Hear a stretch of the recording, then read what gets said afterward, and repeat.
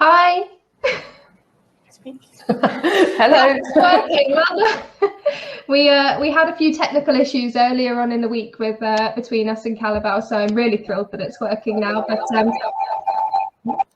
if you've got two laptops on, just mute one of them. But they're going to give us an incredible presentation on some solutions which could be good for starting lockdown bakeries. So I'm going to just mute myself and turn my camera off and enjoy. Okay, over to you. Hello, and thank you to the ABSD for letting us come on and do a small demonstration. And a big thank you to Hannah for sharing her story, because that was absolutely amazing and really inspiring, what we all want to hear.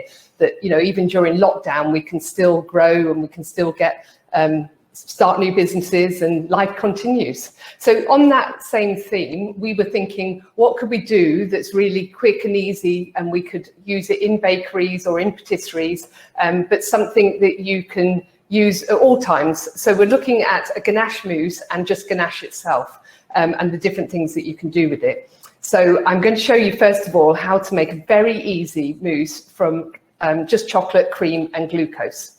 So I've got my cream and glucose ready, so that's already in a saucepan, and I'm just going to place it onto the stove and bring it to the boil. And then I've got some dark chocolate here, and we are going to send Sophie the recipes afterwards, so if you wanted them, you can get them from her. And we're going to use the dark chocolate, and we're literally going to boil the cream, pour it on top and give the two a mix.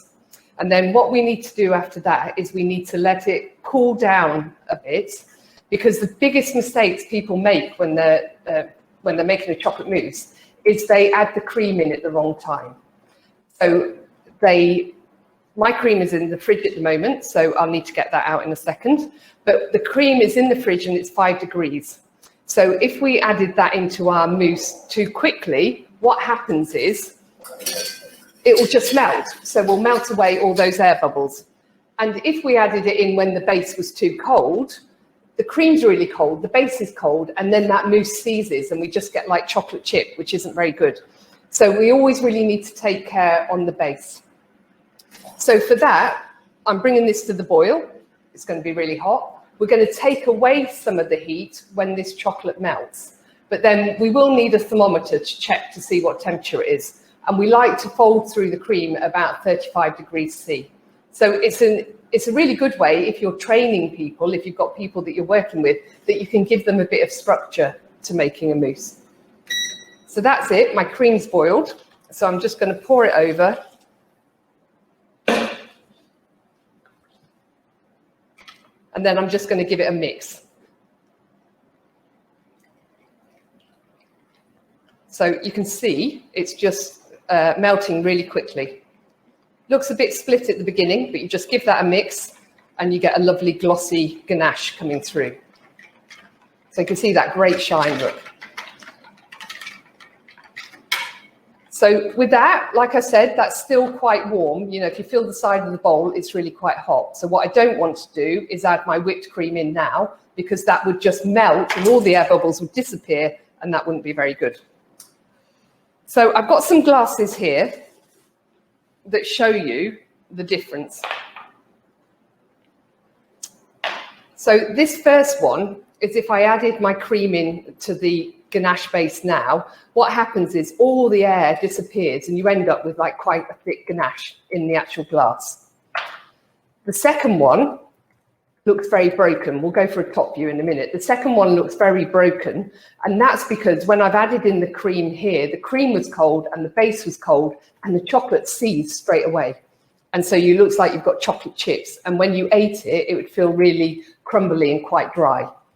And then the third one is when I've added it in at the right temperature, and what you get is you get a lovely mousse that you can pipe, and you get a nice aeration, and it's what we expect from a chocolate mousse. So Claire's just going to show the top down for you. I'll go the other way. So there you can see we've got the too hot, the too cold, and then the just right. So you can see you get that lovely texture when you pipe it into your glasses. So that's the mousses. So I'm going to leave that to the side for a second, because obviously it's still too hot. And then we're going to look at making another ganache. So this time it's a ganache and it's for a chocolate tart. So it's the same kind of thing. I've got cream and glucose in the saucepan. I've got some milk chocolate this time. And the milk chocolate is quite a dark chocolate. So when this becomes a ganache, it's going to have a nice dark colour. And then I've also got some butter. So the reason we've added in the glucose and the butter, because you could just make a ganache with equal quantities of cream and chocolate and pour that into a tart. But what we find is if we left that tart in the fridge overnight, or if it was in a really cold fridge, you get it splitting across the top because the chocolate sets and kind of pulls away from the middle, and also you get it coming away from the edge of the tart. So by adding in this glucose and by adding in the butter, we're softening the ganache. So again, I'm bringing it to the boil. And then this time, I'm going to add my chocolate into the saucepan because I've got quite a lot of chocolate there. Now, this is one of the questions we get asked all the time. When we have a recipe, so this recipe is with milk chocolate, but when we have a recipe with milk chocolate and we want to change it to dark chocolate or to white chocolate, what do? How do we work that out? And what you've got to think about is in the chocolate, we have cocoa solids, which is the, like the cocoa mass, the dry component. And then we have cocoa butter. And the cocoa butter is another thing that sets the chocolate. So what we want to do is there is a formula, and again, we'll put the formula on the leaflet that we send over to Sophie, because there's a little test that you can do that will work out how much cocoa butter that you need actually in your mousse or your ganache so that you can swap the chocolates around. So that was my glucose, my cream, and my chocolate, and now I'm just going to add in my butter. And my butter is at room temperature.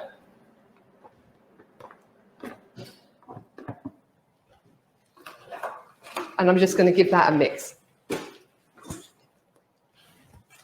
So you can see this will just go in. Now, if you didn't want lots of bubbles, you've got to be careful. I don't want to really whisk this because I'm not trying to aerate it.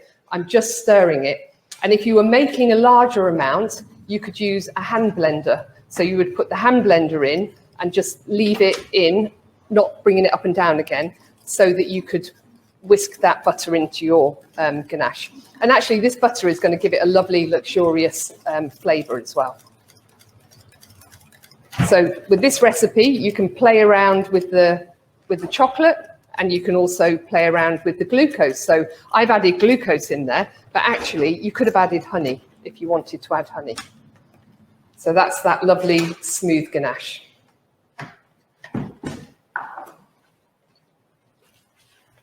So I'm just going to get my tarts up. So here you see I've got a selection of tarts.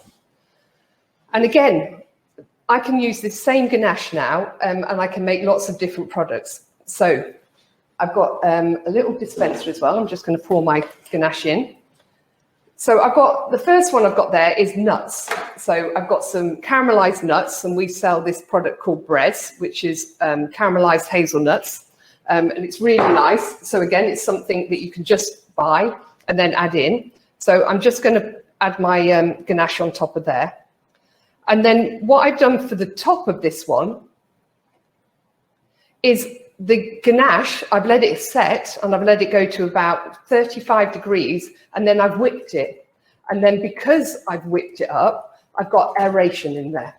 And then that aeration has meant that I can pipe it. So it's the same ganache, I've just let it cool and then I've whipped it. I'll just move these out of the way for a minute. There we go. The second one here, this one is just a chocolate tart. So this is like a really indulgent. So it's all ganache in this one. And then the mousse that I just showed you how to make, I piped some of the mousse on top, and then I've added some blossoms around it. So again, it's really quick, but it looks totally different to the last one, but exactly the same kind of ingredients. And as we're coming into summer, we've got all the different fruits that we've got. So on this one, I've got raspberries. So I'm just going to cover I put some raspberries in the base, and then I'm covering it with the ganache, and then it's really simple to garnish up again. It could be peaches, couldn't it? You could be doing white chocolate and peach. You could be doing strawberry and white chocolate. There's lots of different things you could do. And then another one, or the next two, are caramel. So again, Callebaut do a really great caramel that's already made, because caramel is one of those products that can often go wrong and you don't necessarily get the right consistency. So to do a salted caramel tart, it's really easy. You just add some of this caramel into the tart and then put a bit of sea salt on top and then top it with the ganache, which again, so simple, but people love that. But then if you wanted to go a step further, you could do caramelized banana. So again, we could chop up some bananas, fold it through the caramel and add that into the base of the tart. And this caramel has got a really lovely thick consistency. So again, we have used it for Millionaire's shortbreads as well, but we add about 20% chocolate into that, warm it up, add the chocolate, and then do a layer of it. So there's lots of different uses you can do with it. So I'm just going to add that one onto my salted caramel. And then the last one is my banana. So again, we've got the bananas in there with the caramel, and then I'm just adding the ganache on top.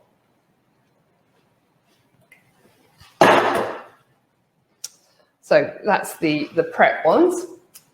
And then if we just go top down, Claire. And so these ones have been finished. So again, you saw there, that's the one that has the whipped ganache on it. So you can see it's got some nice texture to it. And then just the nuts on top. Because chocolate and nuts, I mean, that's a winning combination. And then here we've got the two chocolate and raspberry ones. So with this one, we've used some crisp pearls. So again, all I've had to do is put the raspberries on top and then decorate them with the crisp pearls, and it just makes them look totally different. And then this one was the salted caramel, and on top of that one, we've got the extra crunch of the crisp pearls again, but they are salted caramel crisp pearls, so it really gives it that really luxurious flavour. And then this one was the indulgent chocolate one, which was the ganache with the chocolate mousse and then some blossoms. So you see, that was really easy, just using the ganache and the mousses to get some different products. So while we're still on the mousse, just move my tarts out of the way. We've also, at the moment, it's all about takeaway, isn't it? So how can we make things that are really easy to take away? So we have these chocolate domes, which are really popular at the moment, you know, for the pouring the sauce over the dome and the dome disappears and looks really good. But these are things that can be made up, just put on your counter and very easy to take away. So all we've done is we've just put a little bit of ganache onto our tray so that the dome holds itself. And then we've just filled it with the mousse. So just put the mousse into the piping bag and then filled it halfway. And then you can top it with anything you've got. So if you sell brownie and you've got some brownie cubes that you can add on to your mousse, you can do that. So it's thinking about things that you have lying around, because you want it to be simple. So again, I can sprinkle on some nuts. And then I could add fruits if I wanted to, and crisp pearls to make it nice. But now if you wanted to stick the top onto there, because in a restaurant, you know, you would get this and you put a little ball of ice cream on there, put the top on, and you would serve it. But of course, you can't do that, and people are going to take it away. So if you get a scraper or something hot, just give it a bit of heat.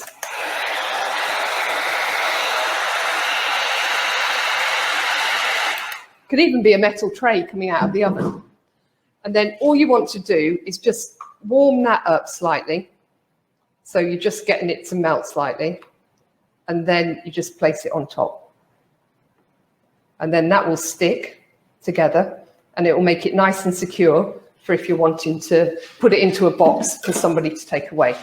So again, something really simple that you can do, but it looks really stunning and very high class, I would say, very nice. And then another one is just the little pots. So again, if you've got fruits around, if you're doing other things, you can just put some fruit compote into the base of your glass and then pipe some mousse on top.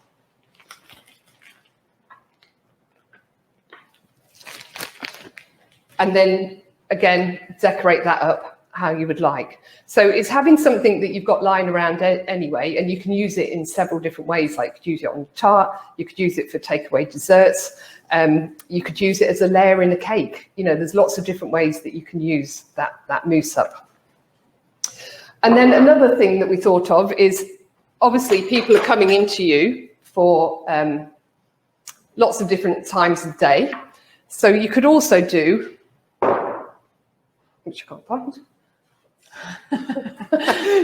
You could also do something which we're going to give you, which is called overnight oats. So that is where we get banana, we get chocolate, and we get the oats. So what we do is we blitz the banana and the chocolate together, and then you add in your oats, and you just place that into a jar, and then that's it. You just leave that overnight to soak up, and it's something that's really, here I have one coming, and it's something that's really quite nice and special to eat for breakfast. And because of the little bit of chocolate in there, it's going to give you that little bit of a kick, a little bit of a go for the day. So again, something very simple that you can do to add to your range. So I'm just going to go back to the mousse, because that should have cooled down now. So I have my base. And then when I'm adding it into my mousse, I don't want to add all that cream in together, because if I do add it all in together, it's going to seize. So we're going to add a third and just fold it through. And that's just kind of tempering cooling the mix down a little bit, but not shocking it. And you can see I'm using a whisk and not a spatula, because I want the mousse to fall through all of those prongs. So that's nicely mixed in, and then I'll go in with the rest of my cream. And then just stir that through. And you can see it's starting to thicken as I do that.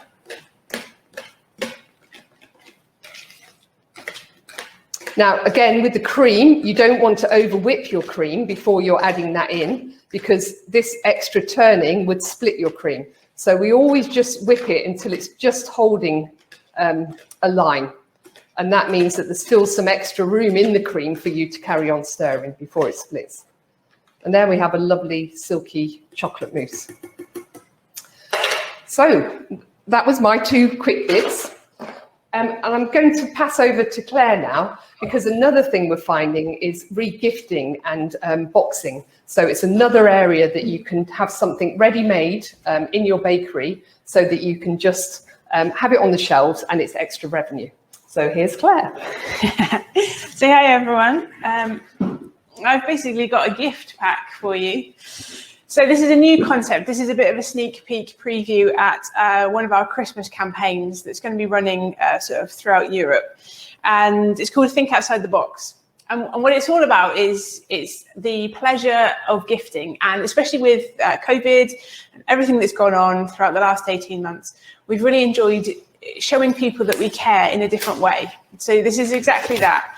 So inside my box are some really simple products, and this is something that can be adapted and made bespoke to you and what you do, so it can continue to tell your story of your bakery and your products. So in here I've got a beautiful box. There we go. Right. So in here I've got several different products, but these are the sort of easy to repack products. So in here we've got some mince pies. So we're thinking Christmas already, because it's never too early to think Christmas. So these would be your bespoke products, your best sellers, or things that maybe you want to get rid of. You need to get rid of. They're sort of extras, but you want to push them as a sort of selling point. So we've got some bakery options here. In this pot here, we've got spread. So we make a product called creme de l'artigiano. Comes in a great big bucket. I'm not going to pull it out because it weighs 10 kilos. But in here, we've got the creme de l'artigiano, and then on the top, we've put some hazelnuts. So it's a product called hazelnut bresaline, something you're probably going to have in the bakery anyway. It just uplifts it as something special. It's in the pot. It's ready to go on the fresh sourdough that you've just bought from the lockdown baker. You're on to a winner. Okay. Then we've got hot chocolate. So this is our barista powder. It's a really beautiful hot chocolate. Here we go. So it's our ground hot chocolate, and all you have to do is mix it with hot milk. Okay, so it's pure chocolate. You also get loads of flavonols, which are really good for your heart health and everything like that. So really fantastic, a sort of healthier way to enjoy chocolate. But also by repacking into smaller options, you can just put your own stickers, your own logos, tell them how to use the product. It means that people can enjoy things from your shop at different times of the day. So just like Julie said with the breakfast idea, they can come into you for breakfast and see other options. So by having a gifting box with all sorts of options for snacks and things at different times of the day, you're opening up new avenues for new customers and new opportunities. Then we've got cocoa nibs and crisp pearls, the crisp pearls again. Now these can be fantastic for sprinkling over breakfast cereals like granola and bits and bobs like that, over yogurt and fruit. So again, just by repacking and giving suggestions as to how someone can use these products, you're opening up new avenues, and it's a way of filling up a hamper, but you don't have to make everything in that hamper. So it's not a case of it's a slog to get this hamper done. It's stuff that you've got around that doesn't necessarily need a skilled person to put together as well. So if you're thinking about business and like Hannah said earlier, it's really important to use your time wisely. So if you're a skilled baker, you need to be baking. You don't need to be sort of repacking and doing things like that. So it's about options and using your time. These are little snacking, they're called Callebaut Sensations. Again, repacking options for little chocolate snacks on the go. And then we have truffles, little box of those if you've got anyone that is handy at filling truffle shells. And finally, this is a really fantastic idea. So we've got our ruby callets, just over here. We filled them up into a jar. And the suggestion is that you make a fondue with it. So all you do is you melt your chocolate to sort of 40, 45 degrees, and then you get your little chunks of brownie, you get your fruit on a skewer, and you just dip it in. It's about creating that sharing moment for your customers. But from a box of something that could be quite dull, maybe, you've turned it into an experience. And that's what we're all about at the moment, is you're giving a gift of experience and a gift of sharing time with people that you really care about. So it's an idea for you. Something to think about in time for Christmas, so that you could think about what have you got around that can go into a gifting box, and yeah, just think outside the box and try new ideas and try new things. So I'm going to swap back over with Julie, because Julie's going to answer any questions that you've got. So we'll pass over to Julie, and I just need to make sure I can hear Sophie. I don't know how I got that one, Claire. Yeah. You were the last. Can you hear me, guys? You can hear me okay? Yeah? Oh. Okay, yep. Yeah, brilliant. So we've had one question from Paul. What about flavouring the chocolate? What kind of flavouring would you recommend? So how would you go about flavouring any of your chocolate products? So that's a really good question. Flavouring is really quite easy to do. So what you've got to think about is, if I was using my ganache or a chocolate mousse, how do I get the flavour in there? So one way that you can get flavour is by infusing the cream beforehand. So if I wanted to make like an Earl Grey milk chocolate tart, which is really yummy, I could infuse my Earl Grey into my cream and leave it. So bring it to the boil and then turn it off, leave it, and then strain it. Don't leave it too long because you get the tannins.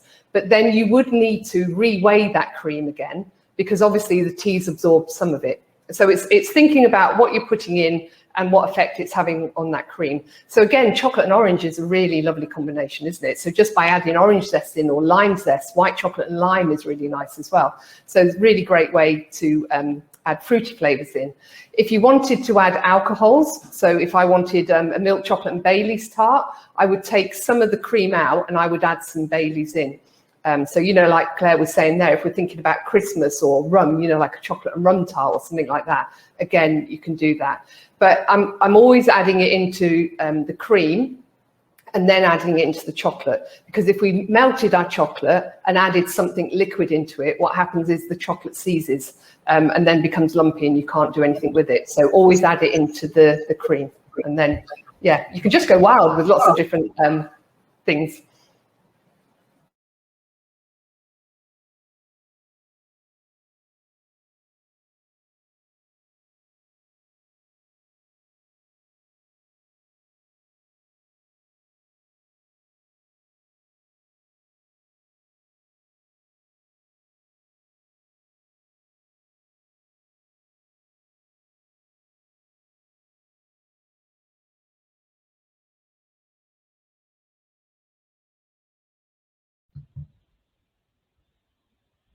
Hello? Hi. Sorry, we couldn't hear that answer. We didn't hear your question. Oh, okay, sorry. Okay, let's start all of that again. Graham asked, do you make a white chocolate stick for a pain au chocolat?